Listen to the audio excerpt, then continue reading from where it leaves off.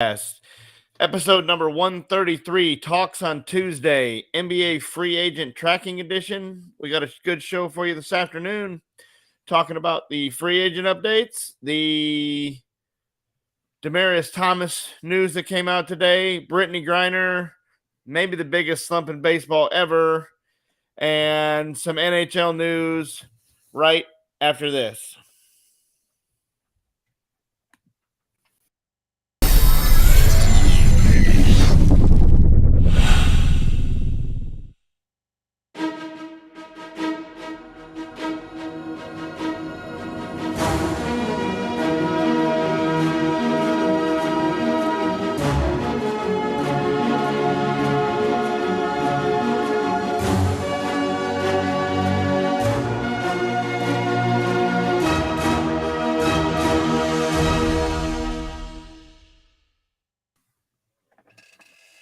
Welcome back. Episode 133. My name is Craig. That's Brian. We're going to cover talks on Tuesday, cover some headlines, some NBA free agent updates, where we think maybe Harden and DeAndre Ayton, the couple big names that are still out there. We've got some news on Demaryius Thomas that broke this afternoon after the autopsy. Brittney Griner sends a letter to America and some other stuff. Brian, how you doing this afternoon? Pretty good. I got off work pretty early today, so it's nice for a change. Yes, sir. So the NBA free agent tracker, we had TJ Warren signed with Brooklyn. He signed a 1-year deal, so that kind of means that they're trying to fill the void for Kyrie, filling the point guard spot. They're trying to move on, and so basically that's going to seal Kyrie's fate. There's no way they can bring Kyrie back. Him and Steve Nash don't work. Yeah, no, it's pretty much a wash deal. And TJ Warren is a guy that's come on the scene really the last couple of years. Now, this last year he only played 4 games because of an injury. But other than that, he's busted out with average about 18, 19 points a game. So guy can without Kevin Durant and Kyrie, the Nets are basically kind of nothing unless they get a big package back. As long as they don't get rid of Ben Simmons, then Simmons and TJ can 1 and 2 combine with each other. And they're probably going to get a big package back for Kevin Durant. And 100%. When they said today they're looking for an NBA All-Star plus a plethora of picks. So you're going to get at least one more All-Star or one more starter from both of them probably. You get one starter for Durant and one starter for Kyrie. So they're going to be okay. It'll probably be Russell Westbrook from the Lakers. For Kyrie they say that the Nets have turned that down. I don't know if that's true or not, but they say the Nets have turned that down. I read this morning that Jimmy Butler had put on his Instagram that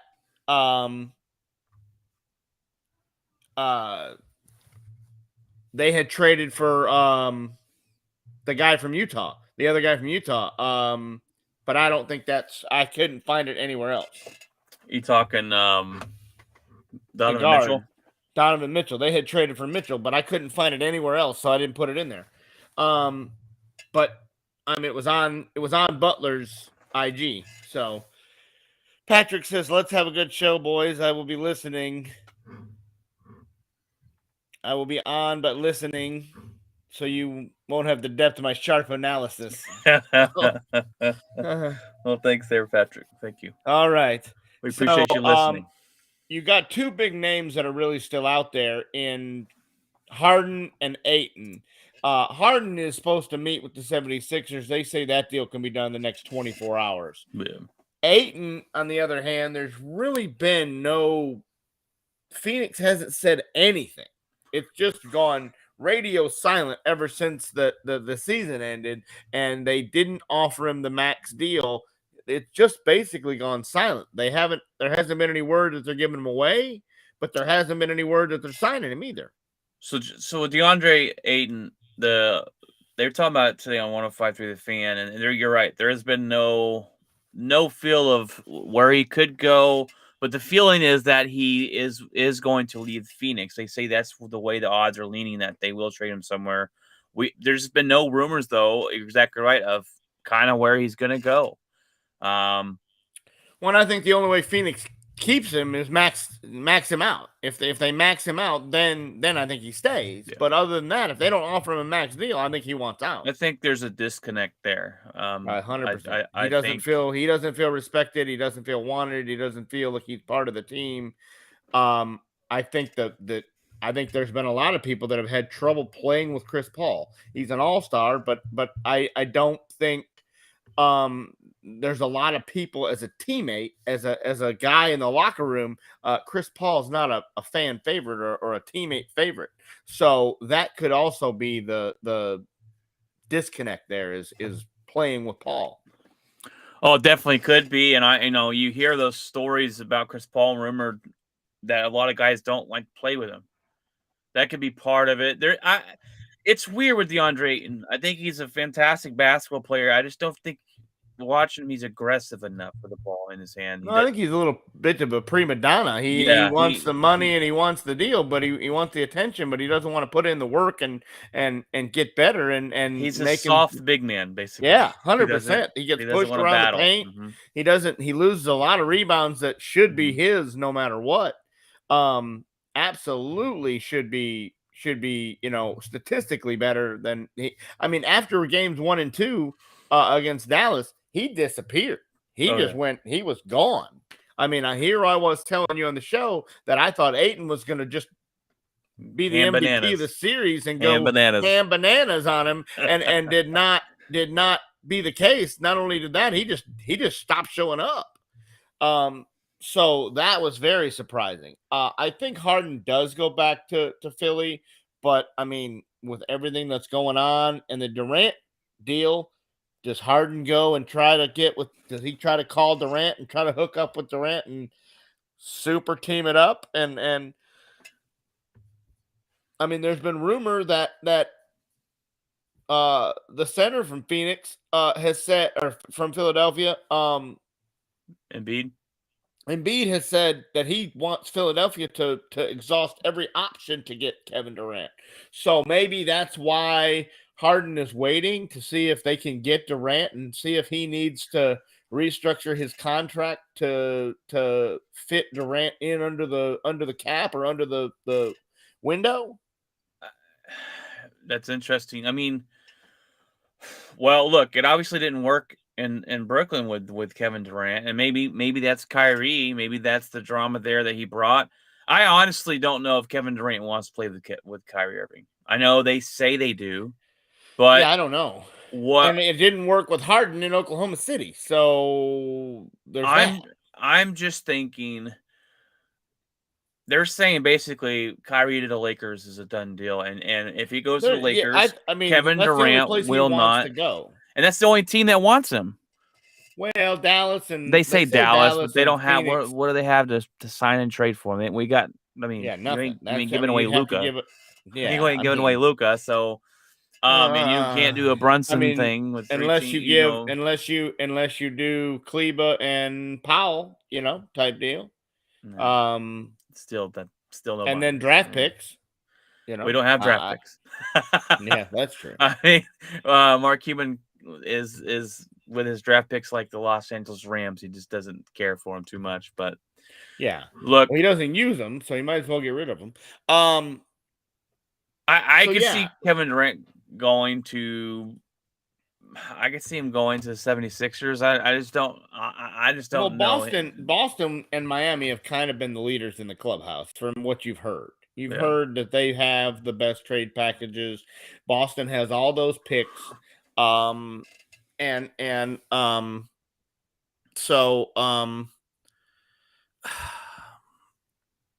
It's interesting on how they've decided to not. There's just no movement. It was Kyrie, and they were in deep talks the other day, and now all of a sudden that's just gone. like the Lakers is. I mean, it's just gone. It's gone dark that they have not. What the holdup? What I've read and heard is that the Lakers want Kyrie Irving and they want Seth Curry for Russell Westbrook, and they don't want to give him Seth Curry. They want to give him a different player, but he's still a good shooter, and that's kind of where the holdup is with that. As far as, and look, I don't think the Lakers can be picky because of the fact that you can't give Russell Westbrook away. No, you have not been able to. You've offered him from. They've gone from we're not trading Russ to trying to give him to anybody that will be willing to pick up the phone and listen. And they can't do it. They can't do it. And so, I mean, it's basically the common knowledge in the NBA that Russell Westbrook is washed, that his career is over. And I don't know if that's the case because, I mean, before last year, he was averaging a triple-double. So I don't really know that having one bad year. When he signed with the Lakers, I knew it was going to work.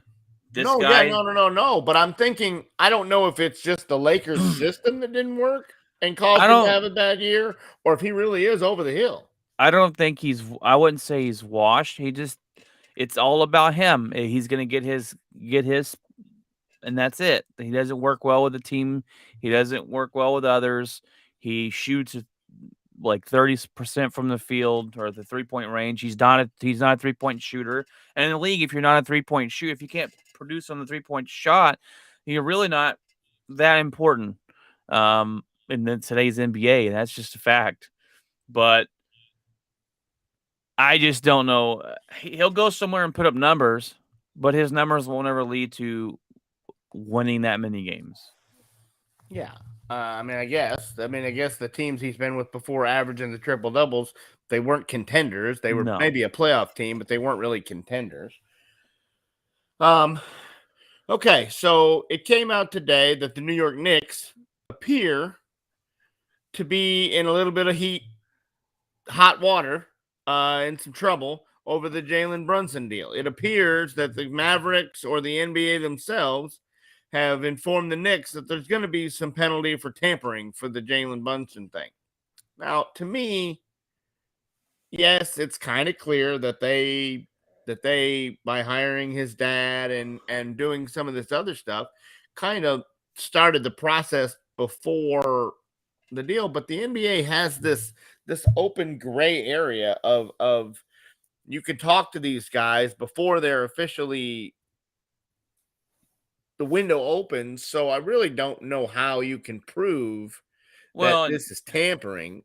I mean, they didn't do anything different than what some of these other guys have done. With this, Brunson could go home and eat dinner with his dad, and they, you can't. Well, no, yeah, you can't stop that, So 100%. So maybe that's what they're getting at is you're having your business discussions inside your own family deal. It gave you an upper hand. I think the Mavs are just, if the Mavs filed this, I think they're just heartbroken that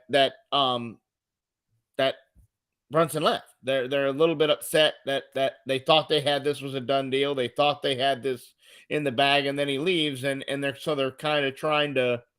Because I don't think the Mavericks get anything. I think maybe the Knicks lose some draft picks or something like that, or get fined, but it doesn't gain the Mavericks anything. I mean, it's not like they're going to get Brunson back. It's not like the NBA is going to come in and void the deal. To me, the Mavericks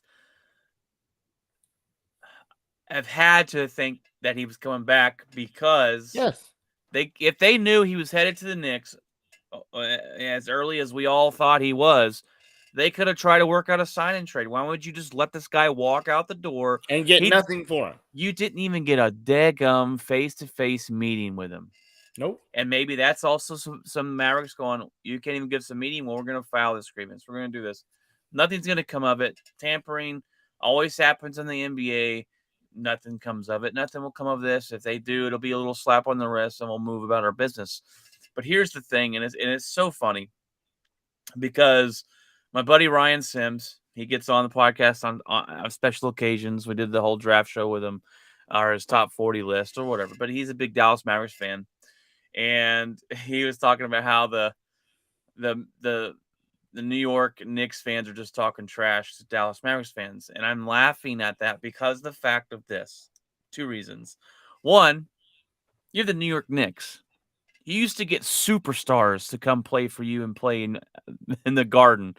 That was you used to be able to get whoever you wanted to come there, and now you cleared all this room to get Jalen Brunson, a guy that's like maybe the 15th best point guard in the NBA. That is laughable. Basically, a backup point guard. That's laughable.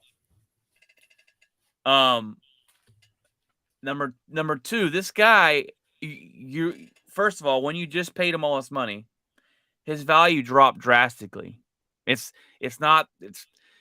This guy is not going to be the guy that's going to lead the Knicks to the promised land. No, you were betting against yourself. I mean, there was no need to go that high. There was nobody else that was even going to come close to. And the Mavericks might have gone 100 million, might have. And I think the Mavericks did that just to drive up the price to everybody else. I don't think they were really planning on going that high. The Mavericks' mistake was they could have had him in the beginning of the season for 4 for 55. And the went Knicks, to them. Yeah, and they said no, thank you. And I think he kind of felt a little hurt about that. And look, he got paid. Good for him. Great for him. My question to you, Craig, and they were talking about this on 105.3 Fans. Great question. I want to see where you kind of feel in on it. And you Maverick fans out there, are you better now than you were last season? No. With Brunson gone and bringing in Woods? No, I don't think so. I mean, you have a little bit better rim presence. You have a little bit better. You've maybe solved with McGee and Wood. You maybe solved your rebounding a little bit. You maybe shored that up a little bit. You're not going to get just absolutely destroyed on the boards like you have been in the past. But I think you lost a ton of scoring.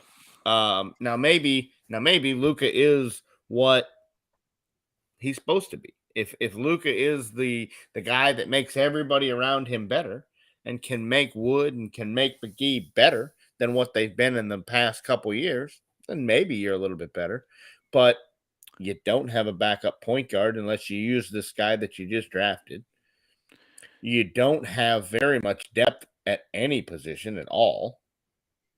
You didn't expand your bench. You lost all these guys that you traded away. You say they're nothing. You say you gave away nothing for Wood, but you gave away bodies that can take some minutes in a backup role, and now you don't have that. So your depth and is Kleba and Powell, are they going to accept coming off the bench now because they were starters? Nobody's talked to those guys and said, "Hey, you willing to take an extra role?" And so we'll see what the camaraderie and the team chemistry is with these guys having to take roles. I think you're better, and it's by a fraction. Patrick said they should trade Mark Cuban. You're definitely right. They should trade Mark Cuban, and I think they're better by a smidge. And I say that because the presence you're going to have down low. You got a guy in Wood that when he, if he shows up with 18 and 10, Luka will probably be able to get him a bit more.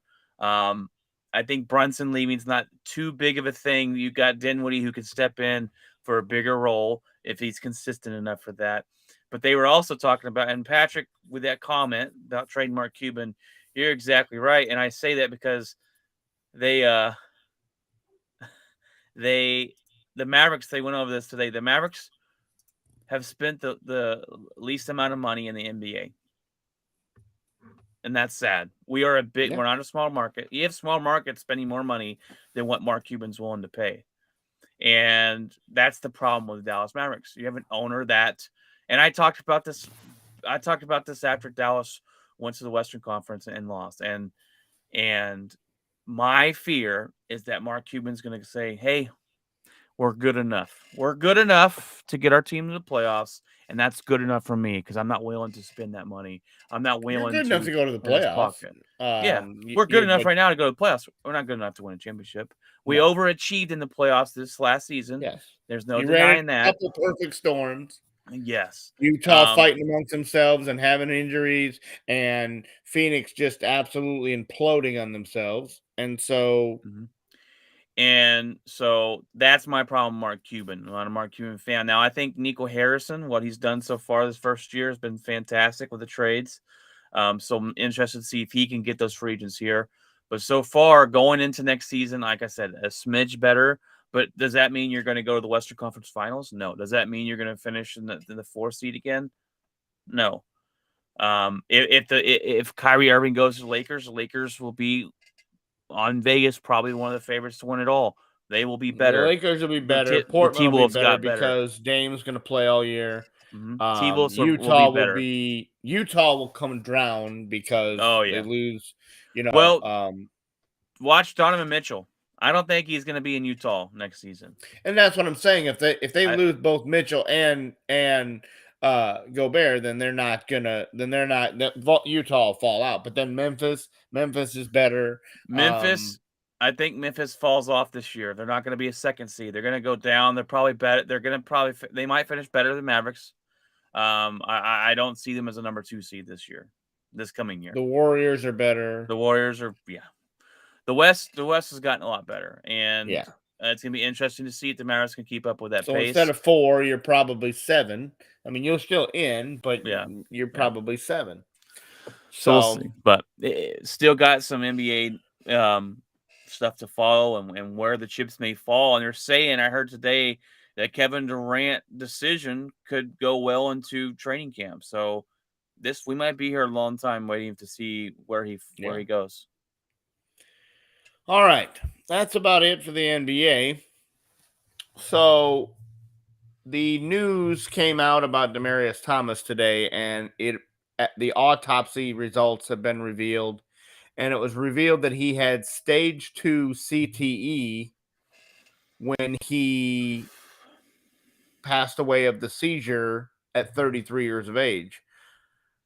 That, to me, probably what caused the seizure is the medical condition of the CTE. And Demaryius Thomas didn't play that many seasons. He didn't have what you would say knowingly had. He wasn't a guy that had numerous concussions, numerous games missed because of concussions. And I know the NFL is trying to do everything they can to make this game safer, but when you have a guy like Demaryius Thomas who hasn't missed a lot of games due to injury or head injury or knowing that he had concussions, and you find out that he has stage 2 CTE and dies very fast after not too long after he retired. Yeah. So what are these guys like Rodgers and who've played 15, 20 years? I mean, obviously they all have it. Obviously the NFL's changed the helmets and changed the rules of hitting and no crowning of the helmet and none of this and none of that. And you've still got these guys that don't have any history of severe injury, and he has stage 2 CTE.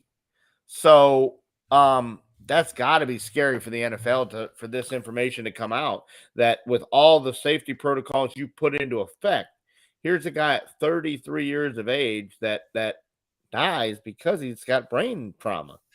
And what's really interesting about this is the wide receiver position, right? You don't think of a wide receiver position, the one that's going to be taking big hits all the time. You think when you hear CT, you're like, okay, this is a linebacker. This is an offensive lineman taking headshots every play for years and years. Like a car crash, like you're in a car crash every play. And the wide receiver we feel is more of a dainty, fast, maneuvering kind of guy, and they do take shots, but it's not consistently Yeah, every single play. So that I find interesting and scary. Look, I'm yeah, a dad of 4 girls, and I'm kind of glad that that decision's kind of out of my hands. I don't have a son that can go play football, and that's scary. I have what we jokingly call my stepson, and he plays football, and he takes some big hits. He caught a horrible punt kickoff one time and got hit helmet to ribs. He broke a rib. He almost punctured his lung. Like, it's very dangerous, and I'm kind of glad that I don't have to have that decision, because I would want my kid to play football. I would loved it, but at the same time, you go, is it worth the risk? Because if you're not making yeah, the NFL, or yeah. And hell, how many and even how college many now that how they're getting many paid, yeah. then is And it and really worth it? how many people really have? I mean, you watch all these kids and how good they are, and there's no promise that you're going to make the NFL. There's no promise you're going to make Division 1 and get these marketing deals, and so I mean, to go and put your body through that on a daily basis, I mean, I remember when I played high school football, I didn't realize it at the time, but I look back and there was a couple times where I got knocked around and dazed and um missed a couple days of school from the vomiting and the sensitivity to light, and you didn't realize what that was from when you were 16 years old, 15, 16, 17 years Right. old. But that's exactly what it was, is you had a concussion. And um but that wasn't talked about. I mean, it wasn't even a thing back in the 90s when I went to school. Um, so these guys now, they try to make the game a little safer, but it appears that these things are still happening, and they're happening obviously at a severe rate still. Um, so Yeah, it's that scary, that man, is and very scary and very they've sad. The NFL has to take very much close eye on this and try to make some bigger steps into to padding and um eliminating kickoffs and eliminating some of these plays that full cause speed, these boom, yeah. yeah, these running down the field, the punt returns and all that. Just I don't know Start the what ball at the the answer. 25. There you go. Boom, let's go. Yeah, Kickoff or that works for kickoffs, but I mean, if you punt, you can't just be like, well, you automatically get it. I mean, you have block punts and and yeah. and special teams like that, but I And mean, a lot of times now that they move the football up on the kickoff, a lot of times the kickers kick it it is, out of the it end is. zone. It's kind of, you might as But well just man, start these these pointing. these over the top, head on head, helmet to helmet collisions. Um, I know nobody wants to get ejected from a game from spearing and helmet to helmet and stuff like that, but that's going to be a rule the NFL is really going to have to monitor and really have to keep a better eye on, because these guys are going to end up, all of them are going to end up, you know, um, Jim McMahon can't even, like, he can barely function. He drives around and he has to keep his address, his home address in his phone GPS to figure out, like, there's times that he's got to hand his phone off to somebody and go, "Hey man, can you get me home? Like, I can't remember where I live." And it's just so sad that guys that you watch play the game growing up, and they can't even function now. They can't even, Right. um can't even move, can't even have a family life, can't, that's why these guys are retiring at 33 years old. You never heard guys retire at 33. And Calvin Johnson's retiring, and Barry Sanders is retiring, and Demarius Thomas is retiring, and all these guys are retiring at 29 and 30 years old because they made their money and they're getting out where they still maybe still have a life of some kind. And man, it's just crazy. Sad stuff. All right. So on to um The worst slump. Joey Hmm. Joey Gallo. Maybe the worst slump in Major League Baseball history. Here's a guy who came into Texas and was known for really one thing, and that was hitting the long ball.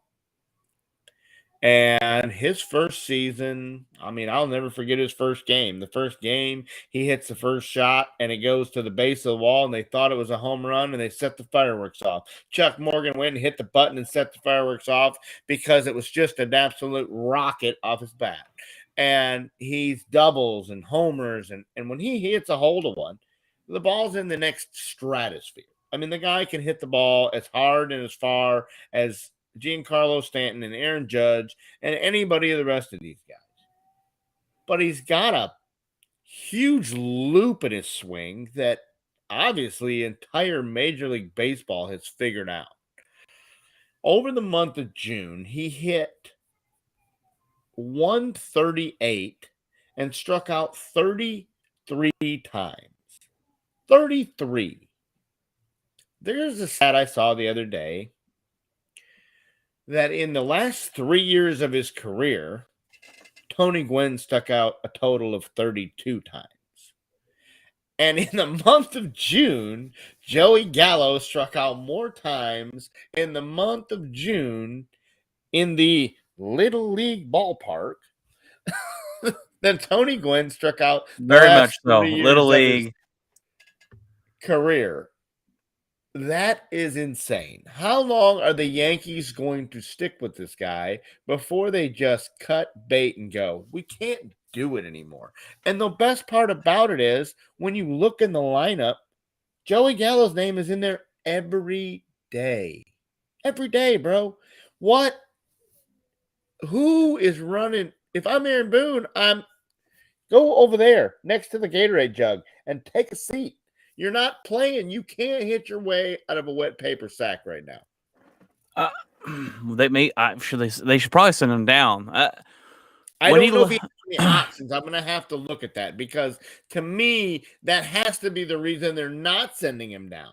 Is you've got to get this guy. You've got to send this guy to some hitting guru. If I'm the hitting coach for the Yankees, you're going to get me fired because I can't fix you. Look, when he was here, we loved him. He didn't hit 138. He didn't strike out 33 times in a month. No, we loved him here. We as Ranger fans tend to overhype our players and want to pay them, and I'm glad we didn't. But come back to Texas, Joey, because one, Joey Gallo does not like the spotlight. Okay, Joey Gallo. I said that from the beginning. He refused to bat fourth and third in the Rangers lineup because he doesn't want the spotlight. He wasn't going to do good when he was trading away the Yankees. I said he's not going to do good with all the pressure on him, especially now that the Yankees are winning and looks like to be one of the best, if not the best teams in baseball. There's a lot of pressure on him. He doesn't do well with pressure. Now, I always thought when he was here, that shift, he hits into the shift 20 billion times a year. When that shift is up next year and their shift can no longer be played, I think he will be valuable, so he will be able to get on base better and do better. He's in a slump right now, and but right now he's not even contacting the ball. Like I know. I think he's not comfortable where he's at. Something's missing. I think he can still be a good player, but not the max superstar that he thinks that they thought he was when he left here. Defensively, he's always been good. Oh, his rocket of an arm, bro. He's got a rocket arm. He's accurate. He can run down fly balls. He plays a pretty solid left field. He even played center for a while he was here. And to me, he's a really nice guy and he's laid back, but you're right. The New York media, the pressure from the Bronx, and now the fact that we're winning, but we're not going to beat teams like the Astros. We're not going to beat teams like the Deal if we don't have guys that hit. And I mean, I think he's just he's absolutely feeling the microscopic pressure that he's under. And the guy's under a microscope and he's folding. And I think maybe I don't even think that the Yankees, the trade deadline's coming, and I just don't even think they could get anything for him in the way he's playing. So, I mean, maybe if you're the Rangers and you want him back, go offer something small for him because they probably would take anything. Let me put this in the perspective for you. Ruggie Odor is batting better than Joey Gallo, and Ruggie Odor is another guy that came from the Rangers. That was one of the worst second basemen in major leagues, who we thought was Defensively, Rougned amazing. Odor was an absolute, liability out at second base. He The was best hit terrible he ever defender. had was punching Yeah, what's his face Batista right in the right in face. the face. That's his best hit. That got him paid here in Texas, Yeah, and we were I was regretting that at that game. contract. I was We there when were that happened. No, you are not. I swear, That is sick. I That was is awesome. on the third base side and watched it happen. I was at my brother-in-law's house, and Yeah, my phone blew up, my and I'm kids like, were like "Oh!" bored and ready to go home, and then that happened, and they're like, "Is there going to be another fight?" You're like, "This doesn't happen very often, This doesn't. kids. And then they drilled Prince Fielder, and I'm like, "Well, maybe, Maybe. Hold on. They're having to hold him back on the benches." yeah." So yeah. So, Yeah, that's how yes, bad it is. It's off the rails for Joey it Gallo. yes. I mean, it's a very, very sad situation, and it's probably one of the biggest slumps in Major League Baseball's ever seen. It used to be 200 was what they called the Mendoza line. Well, now 200, it doesn't even come into some of these guys. I mean, That's the average there's nowadays. teams with multiple guys hitting under 200. You used to never see one. If you were under 200, you were going to the minor leagues or getting cut. Now you got guys that are leading off hitting 212. Yeah. What are we doing?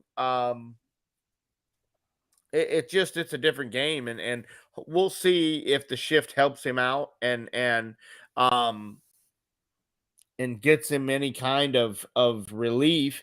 But right now, if you don't get the bat on the ball, the shift's not going to don't matter. Yeah, it doesn't. So There's something there's missing with him something in the mechanically Yankees. that they have to get figured out. Whether they get it figured out at the minor league level, whether they take the hitting coach and takes him off to the side and gets a few games off and puts him in the cage and works on something different. He's got to figure it out because I mean he's going to be cut. Now if he does, I hope for Gallo being the player that he is, he catches on somewhere. But Someone will take him. Someone will take him. so I have a feeling the Rangers will pick it back up. but that to me was just a mind-blowing statistic was he struck out more times in a month than Tony Gwynn stuck out the last 3 years of his career. All right, so now to a story we've been talking about for I don't know, 8 months. What feels like a year. Yeah. The Brittney Griner situation. She's currently under trial in Russia for the CBD canisters or cartridges that she's had that we don't think is a big deal, and the Russians seem to think that we can give her a decade in prison. Well, we haven't heard really a lot from her. We heard that she tried to make a phone call to her wife, and the embassy messed that up because there was nobody there to connect the phone call on the other end and everything like that. Well, she's written a letter to President Biden and just America in general that basically says, I miss my wife, I miss my family, I miss my teammates, and if I there's voted for you. anything, She said, yeah, basically, if there's Please help. anything you can do to get me out of here, can we really do that? I think Brittney Griner sees the handwriting on the wall that she's not coming home anytime soon, and she's scared. And this has become a very big reality that if we don't come in there with SEAL Team 6 and do some night ops and snatch Brittney Griner out of the Russian prison she's in, or trade her for the executioner of doom or whatever Whatever whatever that cat's name is that they want to trade her for. I think she's starting to realize that this is going to be her life for the next decade. If we don't go and pull some diplomatic power and go get her out of there. Did you see how much she was caught with? They came out with it. 0.7 of a gram is how much she had.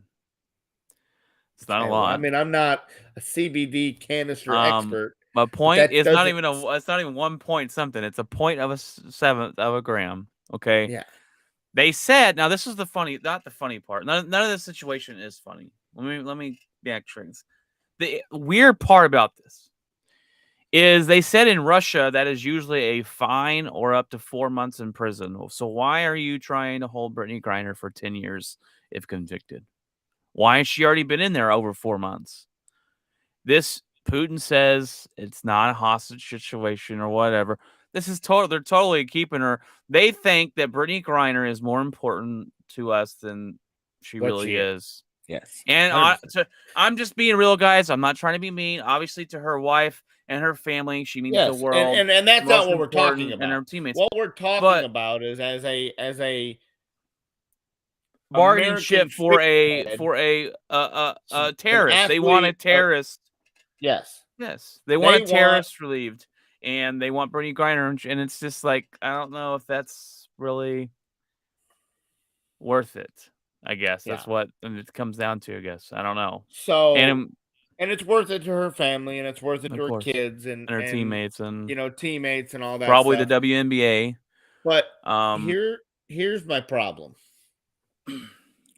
Here's a woman who didn't want the national anthem played at her basketball games. And you didn't want the national anthem played at your basketball games, and you're non-patriotic, and you're not, supportive of your country, but now you're in a bind, and you want the country in which you didn't want to support and represent to come bail you out. And as former military, that to me is where I have to draw the line and say, I'm sorry you're in this situation, and I'm sorry you didn't pay attention to what was in your bag. But if you don't want to support the country and support the flag, and you want to disrespect all that, then I can't justify putting my guys at risk or putting the country at risk to let go the terrorists of doom over here to bring you home to your wife and kids, because now that you're in trouble, America's important. It wasn't important a year ago when you were playing basketball and you said that the national anthem just shouldn't be played, and we don't need to have the flag, and we just want to play basketball. Just keep all the country out of it. Well, we're keeping the country out of it, Brittney. We're not going to come get you. So I understand that's probably not the popular take, but it is what it is. That is a take. And look, you can't not be political one minute and then you want to be political the next.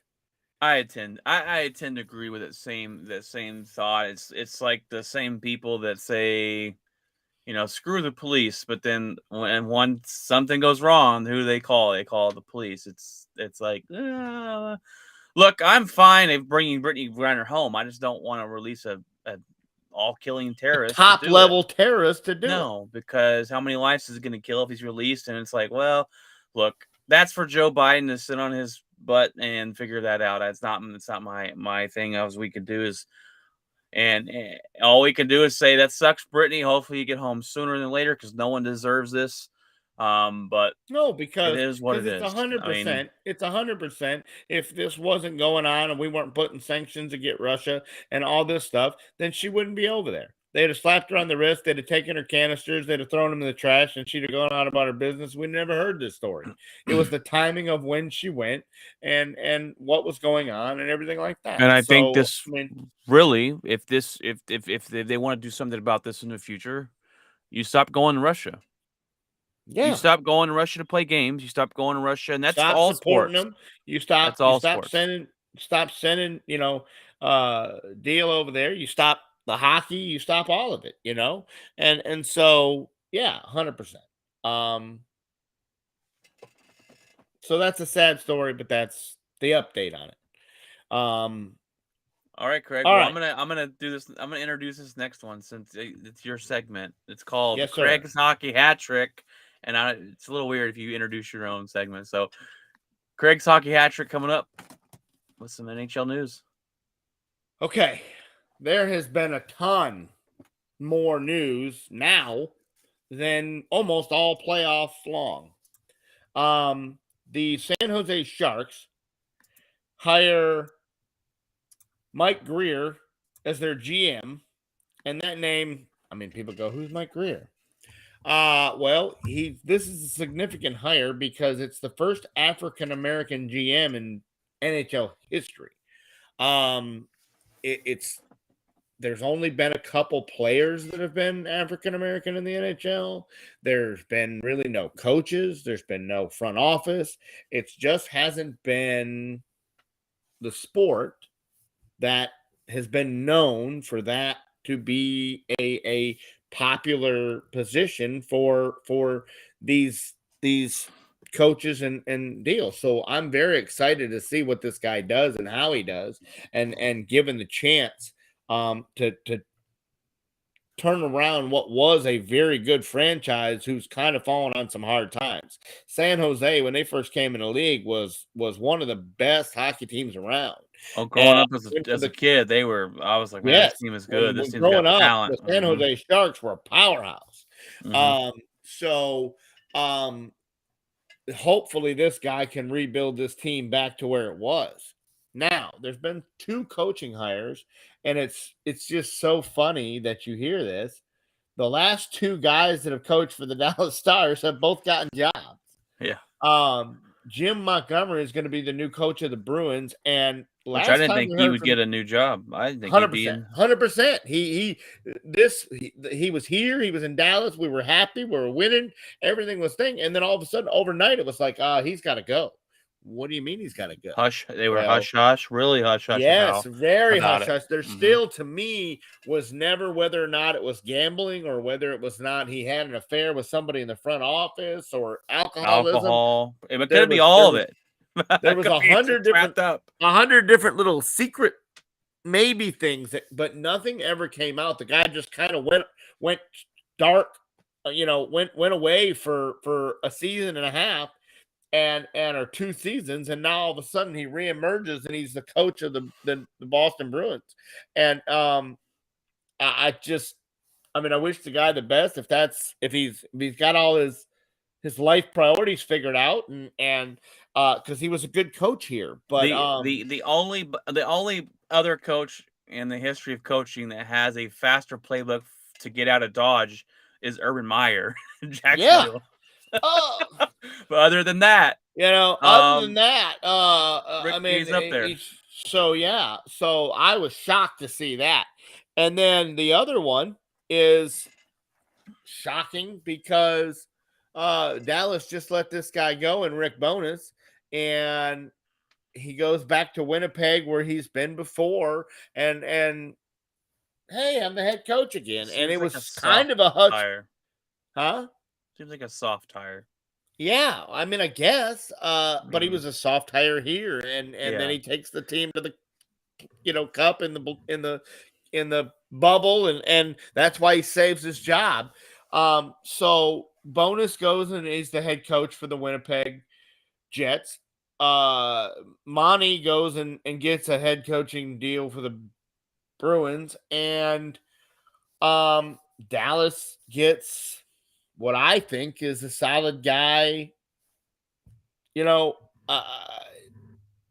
been different things of how he handles goalies and how he does things, but he wins. He took a team that was an expansion team and took them to the cup. I just can't say enough about when you take a team that you pull one player from here and one player from there, and you build a little makeup franchise, and you take them to the cup their first year. That's got to be, some of the coaching has to be involved in that. Some of the camaraderie and the team and being able to get guys to play together. Leadership. That has to be. You just don't win as much as the Vegas Golden Knights won, and not be a good head coach. So there's that. Also, the other thing is the draft, the NHL draft, which is probably not anywhere near as popular as the NFL or NBA or MLB. Um, but these guys play faster than the only draft that a team drafts a player and they become more of a instant help to your regular pro team is the NFL. The NFL has guys that get drafted now and they play this year. And the NHL is kind of similar. You don't see guys that have to go play in the minors, and there's some of them that do, but a lot of these guys that get drafted in the top 10 or top 15 are going to be on your roster this year. That's good to And know. so I didn't know that because Major League Baseball draft is pointless. I mean, they don't go. They don't. no, You don't you're see gonna this see that guy guy for for. 5 years. Yeah, You know, it's like okay. it's a decade before you see that guy. So that will be interesting to see. Right now, the Canadians are have the number one pick, and they still don't really know who they're going to pick. The only thing I'm concerned about is I read a story the other day that there's some guys from Russia that are being sent back over to Russia and either forced to sign with their Russian team or forced to go into the Russian military and kind of being drafted. And the only way to avoid being drafted into the Russian military is to play hockey over in Russia. So right now it only affects one. There's only one NHL player that's been affected by it. But I'm wondering that these kids that are in the draft, If they're let them go, let them if leave. they're going to let them go play hockey, and that could be a huge thing because other than Canadian guys that live up in Canada and play this sport as a living, Russia is the Russian and the Ukraine and over there in that part of the world are your huge name hockey players. Yeah. So this could be that war that is affecting the world could very much affect the NHL draft and the NHL wholeheartedly in itself. Because if these Russian players start to get plucked out of the league or they start to get Well, I upset mean, that they're what happens if they say no? They're wanted in Russia. Oh well, you just don't go back, right? I mean that might be harder said than done because you got maybe I got don't family know. over there, I mean, but yeah, I don't know the situation. I think the way that this guy got plucked is maybe in the offseason he went back and visited family and then they kind of snatched him up. Is what it sounded like when I read the article. But it's something that we're going to have to keep a very close eye on is to the that could Russian change. Yeah, government affecting American sports by not by making these guys go into the draft or go yeah. into to play hockey over in Russia to avoid that. And so you may lose some very big name stars in the NHL or some very big rookies that are being drafted. These guys that have worked their whole career to be drafted may not be able to be drafted because of this new draft implemented, military draft or whatever that these guys are having to deal with. So that's it for the hockey. We now go into the end of the favorite part of our show of what's in our locker. And I will let you go first with that. Well, not much since Friday. I'm running a pretty good. I mean, I guess a good easy route. I don't know.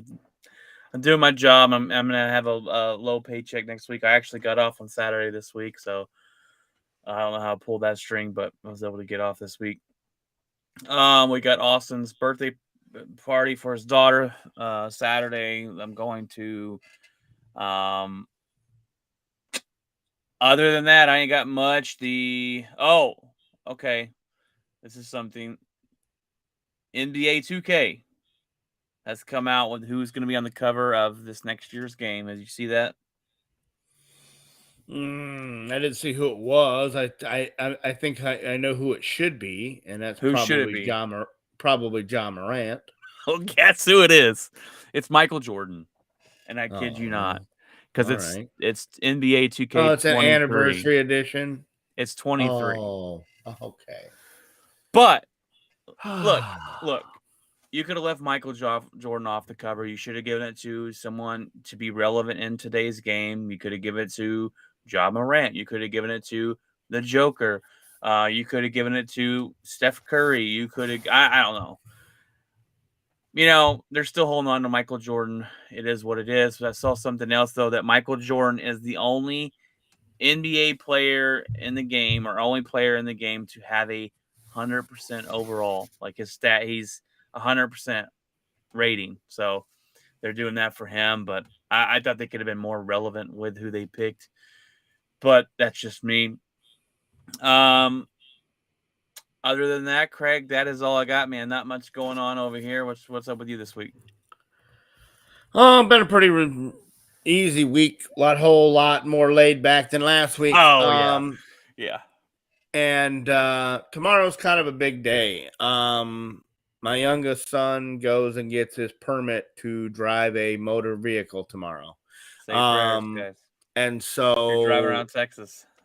Yeah. So while that makes every bill in my household go through the roof, car insurance and gas prices and another vehicle and everything like that, it's something that is very exciting. I remember when it was my turn to start to drive and start to go out and get a job and work and go to school, and he's big into the band, and so he gets to now take himself to summer camp because my work schedule doesn't allow me to be here during the day to take him to these camps and everything like that. So he gets to do that, and when he wants to go play ultimate frisbee with his friends on a night, I don't have to stay up till 9 o'clock to go get him, and things like that. But with that responsibility also comes the worry of driving down Texas roads and dealing with the people that we deal with on a daily basis and the things we see on a daily basis. So trying to teach him from the professional standpoint of what we do on a daily basis and what we see on a daily basis is going to be my job for the next couple weeks, because he's got 2 weeks before he gets his permit tomorrow, and then he has 2 weeks before he takes his driving part of his he's taken the written part already and passed that, but he has to take the driver's part of it, and you hope that he doesn't get one of these instructors that puts a cup of coffee on the dash and says don't spill it, and yeah. you hope that he gets somebody that's laid back, and because he's a very mild mannered kid. He doesn't like handle people yelling and hollering and freaking out, and he just doesn't do well with all that kind of stress, and so it'll be a big situation for him to go over there tomorrow and get that done, and so I'm gonna leave work early, come in the morning, and then leave about 9 o'clock, 9:30, and go take him over there at 10:45. And hopefully by the end of the day, we have a permitted Texas driver to cart me around. So that's about all. The week is much more even keeled. I was done by noon today, and back at the yard, and I think tomorrow will be the early day because of the thing, and then we have Thursday and Friday and Saturday. But no, it's just it's a big time for him, and he starts his senior year, and so I felt it was time that I needed to be there and get him through that and get him situated tomorrow. So I'm glad I was able to do it. That's good. Yep.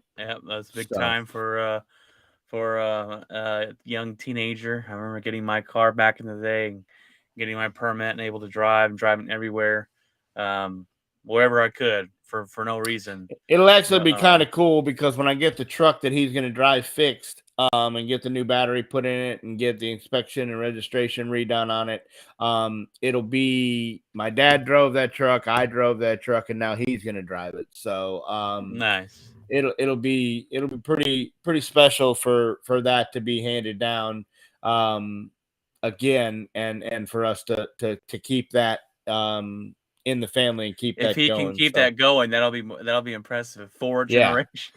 Yeah. What kind of truck we got going here?